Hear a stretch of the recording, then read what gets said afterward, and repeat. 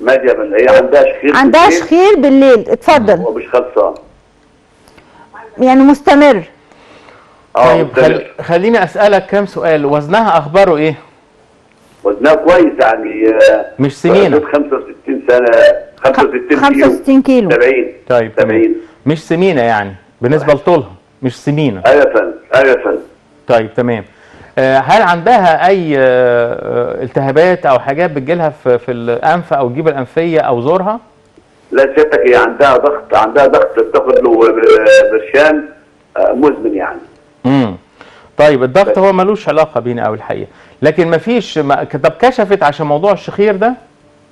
لا هي سيادتك هي عندها الغده الدرقيه، هل لها علاقه بكده؟ نشطه ولا غير نشطه؟ لا هي غير نشطه، كامله يعني. يعني هي متضخمه الغده؟ لا مش متضخمه لا. لكن خامله، افرازاتها قليله. افرازاتها قليله. طيب انا هجاوب حضرتك. حاضر. الف سلامه عليها. وعندك اي سؤال تاني يا استاذ طه؟ لا يا فندم، متشكرين حضرتك. متشكرين. شكرا لاتصالك. ميرسي لحضرتك. اتفضل. متشكرين. دكتور بصي السمنه احد العوامل. خمول الغده الدرقيه، بس هي ما عندها سمنه. انا جاي لك في خمول الغده الدرقيه. ما هو ممكن تبقى مساله نسبيه. الخمول ده حصل انه برضو الحرق بتاع دهونها قليل، فترسب حبه. مش لازم يظهر على جسمها كله، بيترسب بعض الدهون برضو في الرقبه. الغده نفسها ساعات من تورمها بتقفل القصبه الهوائيه.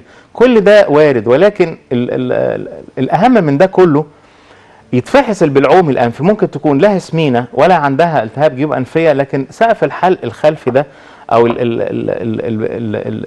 سقف الحلق مع اللهاه هم دول المترهلين. الترهل ده لوحده يعمل شخير.